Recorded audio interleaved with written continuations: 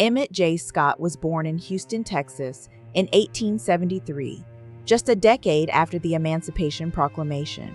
He came of age during Reconstruction and built his life around education, journalism, and political strategy, becoming one of the most influential behind-the-scenes Black leaders of his era. Scott began his career as a journalist and co-founded the Texas Freeman, one of the first African-American newspapers in Texas. His writing and editorial leadership helped shape public discourse on Black rights in the South during a time when freedom was constantly under threat from white supremacy, lynching, and Jim Crow laws. In 1897, Scott joined Tuskegee Institute and became the personal secretary and chief advisor to Booker T. Washington. For nearly 20 years, he helped manage Washington's expansive network of political and financial supporters, both Black and white. Scott was known as the right hand of Tuskegee and became a master strategist, navigating the racial politics of the time to secure funding, protection, and political influence for Black institutions.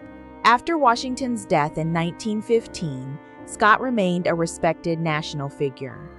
In 1917, President Woodrow Wilson appointed him as Special Assistant for Negro Affairs to the Secretary of War during World War I. This made Scott the highest-ranking Black person in the federal government at the time.